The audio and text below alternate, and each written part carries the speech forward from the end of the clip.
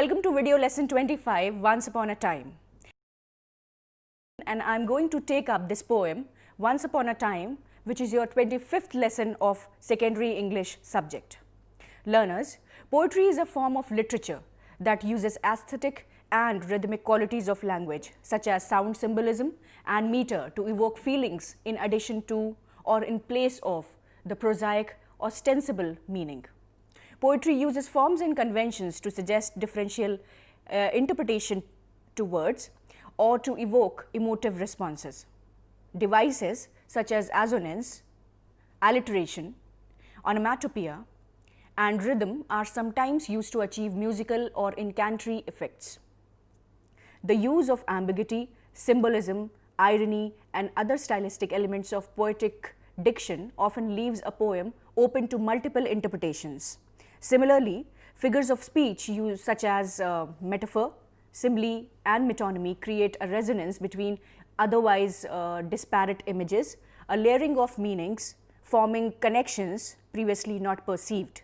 Kindred forms of resonance may exist between individual verses in their patterns of rhythm and rhyme. Some poetry types are specific to particular cultures and genres and respond to characteristics of the language in which the poet writes. Readers accustomed to identifying poetry with Dante, Goethe, Maxwell, and Rumi may think of it as written in lines based on a rhyme and regular meter. There are, however, traditions such as biblical poetry that use other means to create rhythm on its own. Much modern poetry reflects a unique critique of poetic tradition, playing with and testing, among other things, the principle of euphony itself, sometimes altogether foregoing rhythm or set pattern or rhyme. In today's increasing globalized world, poets often adapt forms, styles, and techniques from diverse cultures and languages. Learners, here you have heard your grandmother or grandfather talking about how the world was very different when they were children. I am talking in the context of this present lesson, that is the poem Once Upon a Time. Have you heard them say that people had more time to talk to each other or meet each other in the golden days, or the olden days, I would say, because the old days were gold? As children, we are innocent, loving, and honest about our feelings. But as time passes, many social and cultural factors and experiences change our personality and behavior. These experiences often take away some of our honesty and innocence. In the same way, the old way of life was innocent, like a child, because in those days, people were more honest and caring about each other than they were in the busy modern day world. When they meet people today, we often do not mean what we say. We only say nice things to them because we don't want to be rude. The poet wishes over here in this poem that the modern world would once again become innocent and childlike. He also wishes that he could once again be as natural, honest, and innocent as when he was a child. Learners, after completing this lesson, you will be able to recognize the value of being genuine in any relationship, compare changing behavior patterns with time, record actions that influence one. You'll be also able to know about implied comparison and satire. Learners, Once Upon a Time is a poem composed by Gabriel Okara. Gabriel Okara was born on 21st April 1921, Nigeria. He was a Nigerian poet and novelist whose verse had been translated into several languages by the early 1960s. A largely self-educated man, Okara became a book binder after leaving school and soon began writing plays and features for radio. In 1953, his poem, The Call of the River Nun, won an award at the Nigerian Festival of Arts. Some of his poems were published in the influential periodical Black Orpheus, and by 1960 he was a recognized poet and an accomplished literary craftsman. Okara's poetry is based on a series of contrasts in which symbols are neatly balanced against each other. They need to reconcile the extremes of experience, life and death are common themes, preoccupies his verse, and a typical poem has a circular movement from everyday reality to the moment of joy and back to reality again. Okara incorporated African thought, religion, folklore, and imagery into both his verse and prose. His first novel, The Voice, which came in 1964, is a remarkable linguistic experiment in which Okara translated directly from the Aija language, imposing Ijo syntax into English in order to give literary expression to African ideas and imagery. The novel creates a symbolic landscape in which the forces of traditional African culture and Western materialism contend. Its tragic hero, Okolo, is both an individual and a universal figure, and the ephemeral it that he is searching for could represent any number of transcendent moral values. Okara's skilled portrayal of the inner tensions of his hero distinguished him from many other Nigerian novelists. This poem, Once Upon a Time, composed by Gabriel Okara, is a comment on society through a monologue from a father to a son, which bemoans the loss of innocence in the transition from child to adult and a desire to revert back to that blissful childhood. The father addresses his son, telling him how he remembers that once people used to be open and expressive with their emotions, with laughter that reached their eyes, but now they are aloof and distant with fake smiles. Overt displays of emotions are considered to be suspicious and looked down upon. He reiterates that there was a time when relationships were based on mutual respect and cordiality. Now, however, people form friendships and relationships for personal benefits only. They form friendships and relationships for personal benefits, leading to a cold world without any depth of feeling. The father over here laments how hospitality has vanished as people only say the expected welcoming phrases without meaning them and shy away from allowing anyone from getting too close, distancing themselves whenever someone threatens to break down the walls they have hidden themselves behind. In the fourth stanza of the poem, the father admits to his son that he too has adapted and learned to live amidst false people. He had to fit in now, and now he too has the ability to put on various facades. He behaves exactly how he is supposed to in different scenarios with all their niceties which are necessary for each situation.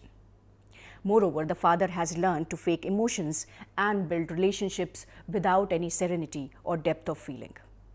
He has learned how they say expected phrases without any meaning behind them and fake emotions. In the seventh stanza, learners, we find out that he does not want to be like this. He wants to revert back to the time when he was very childlike, like his son, when he was very innocent.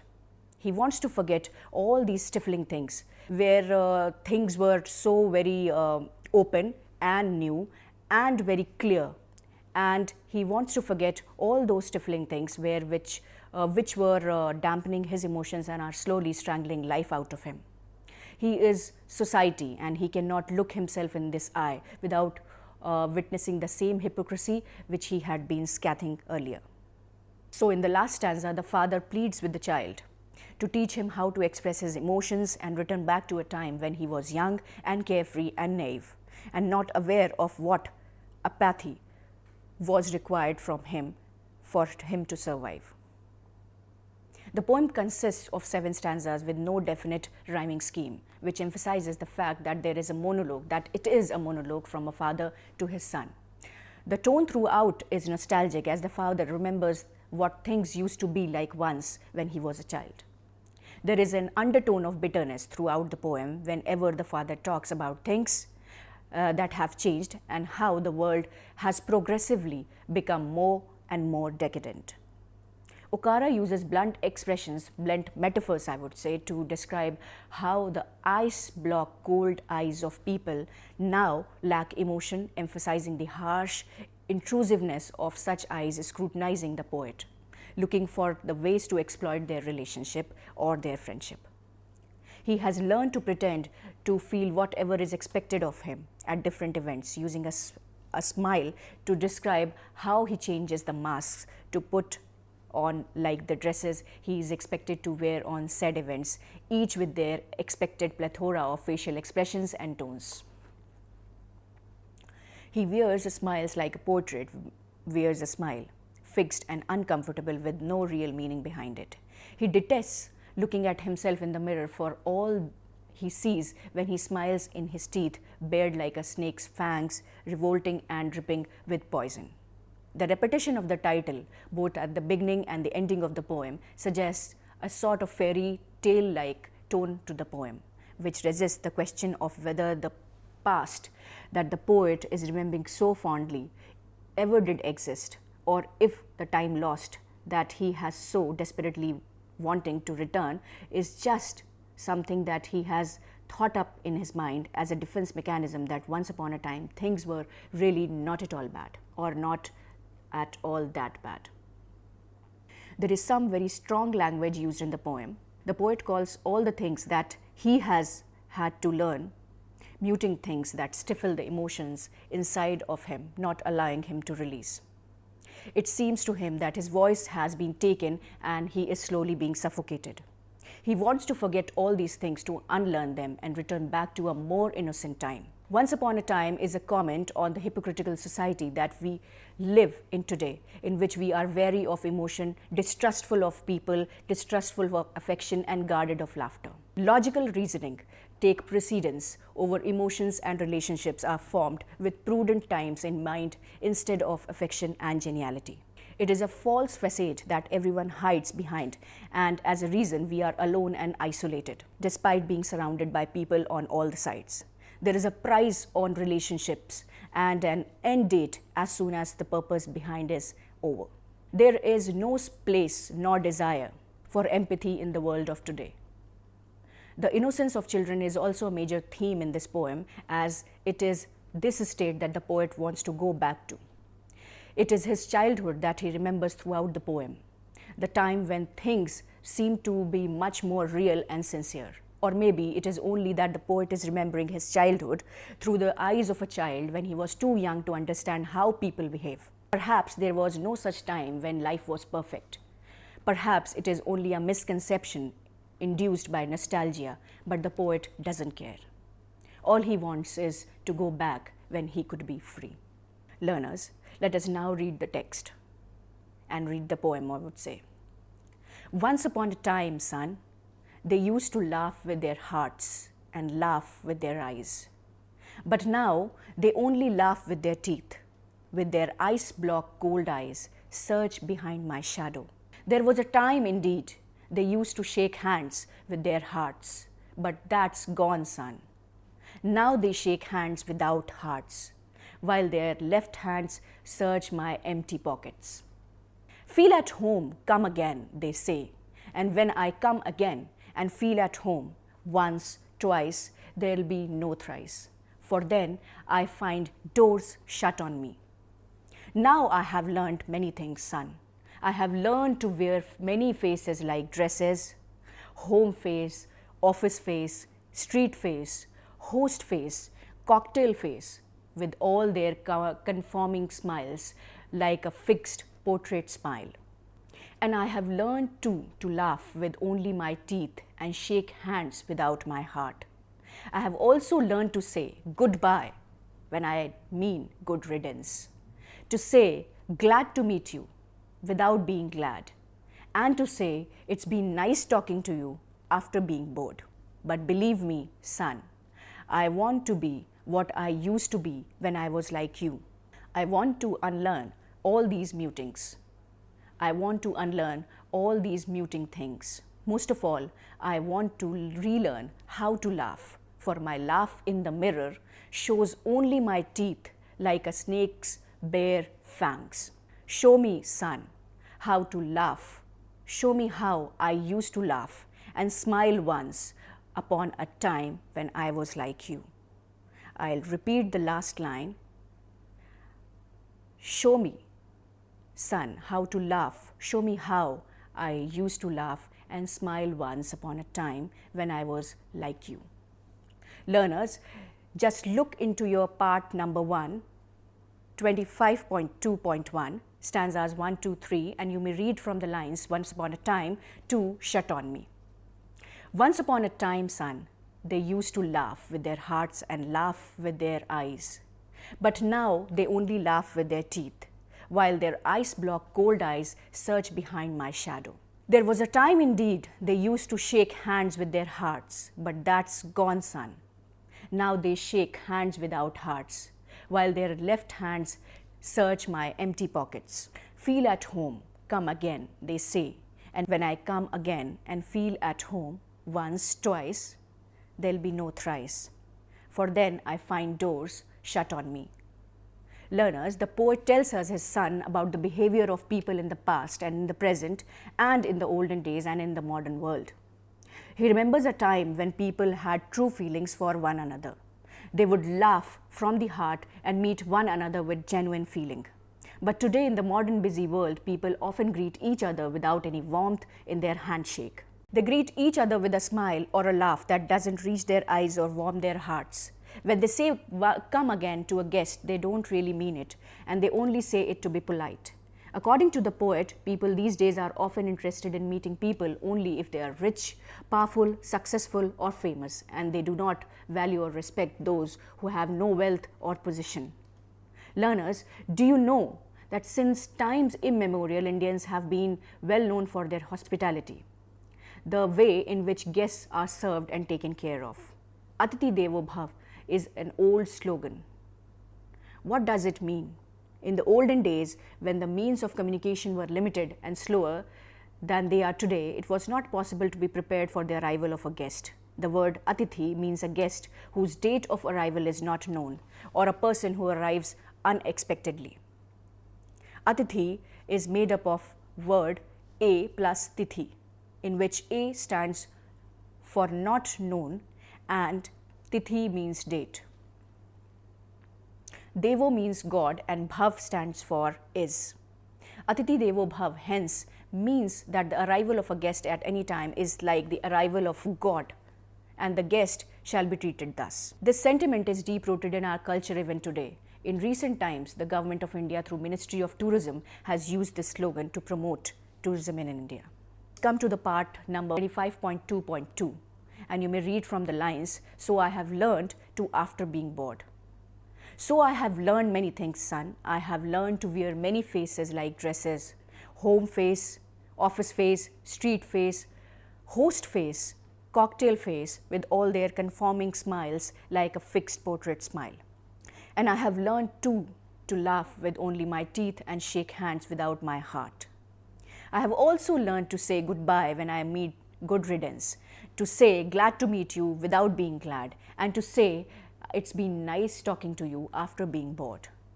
Have you ever said something, learners, something nice to someone without meaning it? Why do you think you said it? Was it because you were too busy and didn't think about what you were saying? Was it because it was the correct thing to say in the situation? To be a part of the society, we need to learn behavior that is accepted in society. We begin to learn this as we grow up and behave according to the situation we are in. We learn this behavior so well that our natural behavior slowly disappears, and in each different situation we behave in the way that is considered appropriate for that situation. The poet says that he behaves very differently in the office compared to the way he behaves at a party or on the street. And none of these different faces that he puts on his natural self or his real face. He says that he has also learned to say that he doesn't really mean, because they are the correct things to say in that situation. For example, when we are introduced to someone, we are taught to say, glad to meet you. So the poet says that he too sometimes politely greets a person in this way, even though he may not be interested in meeting them in any way. The poet feels sad that, like other adults in today's world, he has forgotten how to be a natural person. Learners, coming to the gist, in the first stanza at the start of the poem, Okara writes, they used to laugh with their hearts and eyes, but now they only laugh with their teeth, while their eyes block cold eyes surge behind my shadow. This phrase illustrates the change in the way people act, showing that their laughs used to be genuine and heartfelt. However, now their attitudes have changed. The description of laugh with their teeth illustrates someone showing false interest. The dark imagery, ice block cold eyes, which follows, shows that there is no emotion or feeling in the action. In the next stanza, Okara describes how they used to shake hands with their hearts, implying that the action were genuine and were also symbolic of good intentions. However, now they shake hands without hearts, while their left hands search my empty pockets. This phrase illustrates that all good intentions have gone, and how it is with every man, every man for him. Everybody is only focusing on their own personal gain. The use of metaphor emphasizes how there is a lack of trust, as everybody is trying to use each other. The phrase empty pockets could connote. In the next stanza, Okara shows the change in him as a man, and I have learned to say goodbye, and when I mean good riddance. Here, there is an evident shift in the stanza due to the fact that he is now talking about himself, and now he too has learned to be false. This could imply that the society has pressuring him into changing in a negative way. At the end of the poem, Okara confesses, I want to be what I used to be, showing instant regret and sadness at the choices he previously made. This piece of dialogue could suggest that he can only be himself around his son, as he recognizes his younger self in his son, the self that was genuine and true, which had not yet been beaten down by society. Learners, come to the Let Us Do section of 25.1 part. All of us need help at some point of time. Learners, try to reflect on the fact how you would feel if someone committed to help you and then refused. Learners, the last part of the stanza 6 and 7, but believe me when I was like you. So I have learned many things, son. I have learned to wear many faces, he says. The poet has a deep desire to go back to the innocence of childhood. He is dissatisfied with his own changed self. He thinks that his son's genuine laughter can teach him how to express his feelings honestly.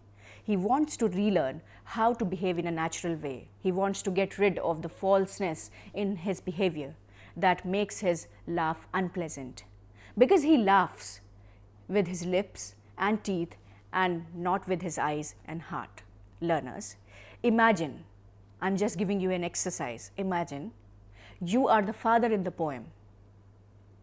Try to think one or two actions of your childhood that made you realize how your conduct differs from your child and that made you admire him. Think one or two actions of your child that made you realize how your conduct differs from that of your child and that made you admire him. These actions of your child inspire you to be like him. Record these actions in the form of a diary entry. Let us write in lesson number 1. I hope you remember the lesson number 11's Let Us Write section, my elder brother's section. That was a lesson 18. Now, try to refer to that Let Us Write section in lesson number 11, my elder brother, and lesson number 18, the little girl. And you'll find this diary entry, how to write a diary. Coming to vocabulary building, cold eyes mean emotionless. Eye search means look for something. Indeed means something which does exist. Shut means closed. Conforming means normally acceptable. Portrait means picture.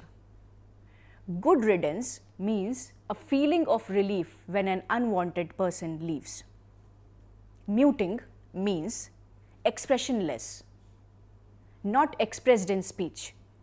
Fangs mean poisonous teeth of snake. Follow. Learners, figures of speech, simile and metaphor.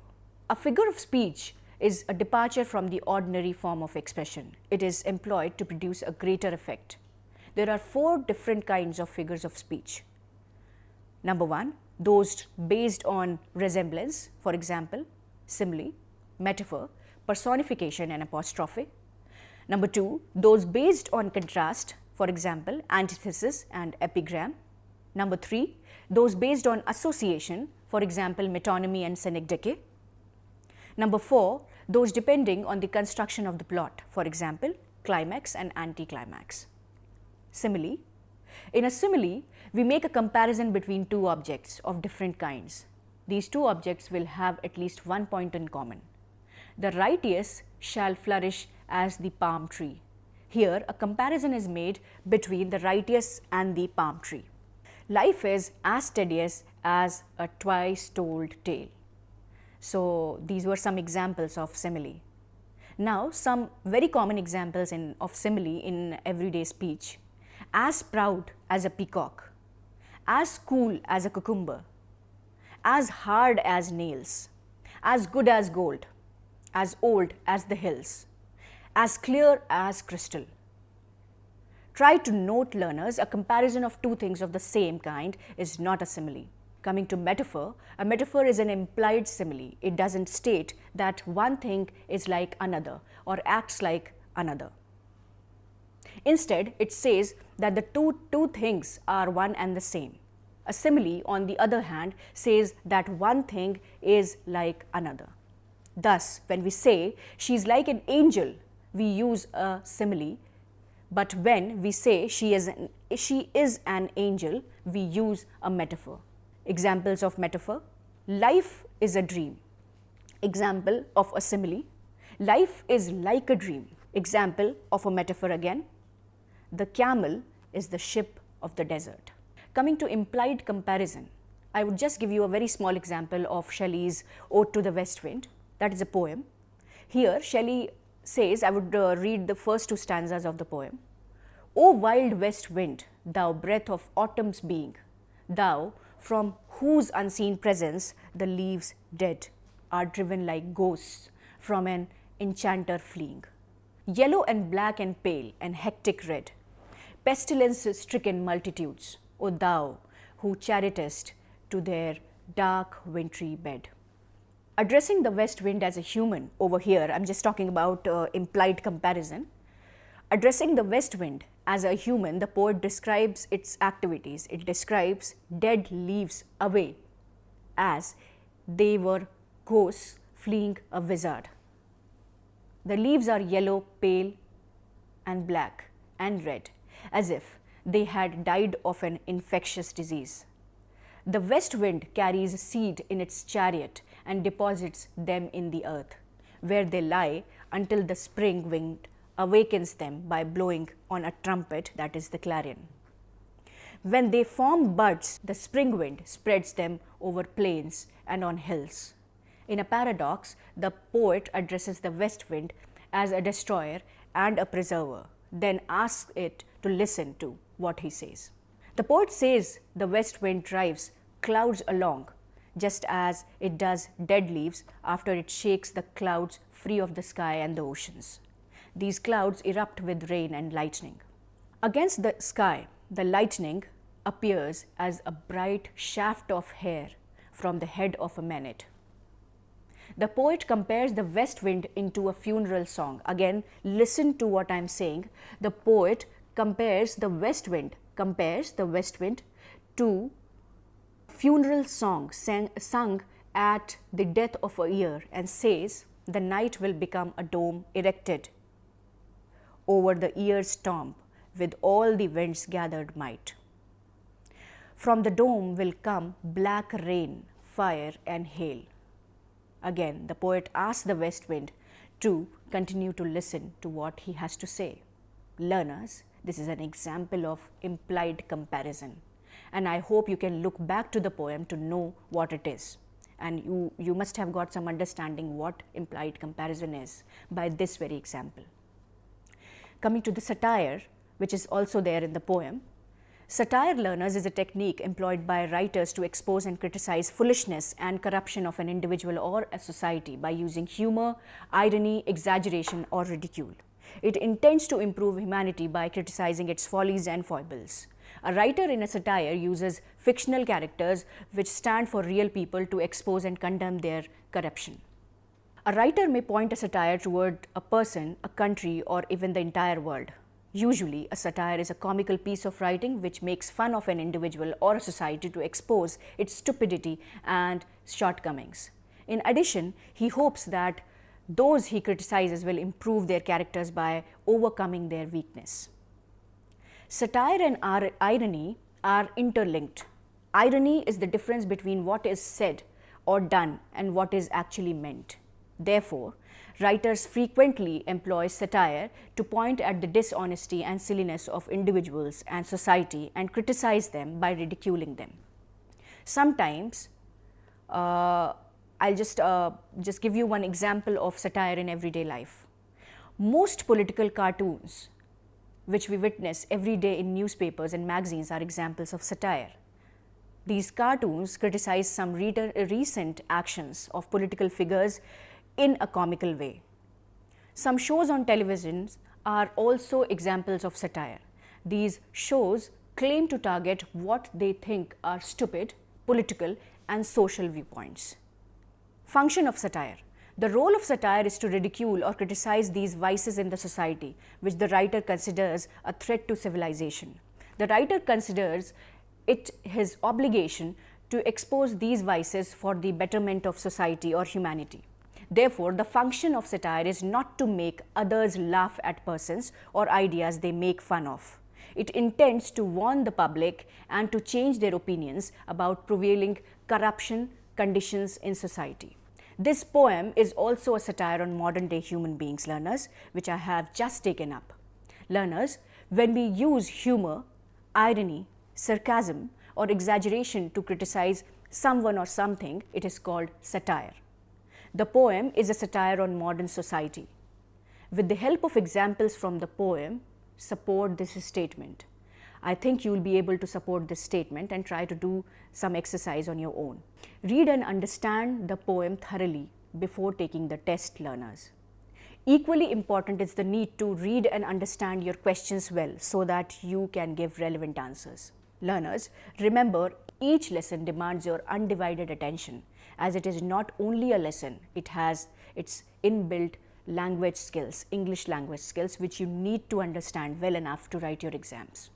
Please look up the book of secondary level English of NIOS before writing your exams. Prepare well for your exams. Best of luck and thanks.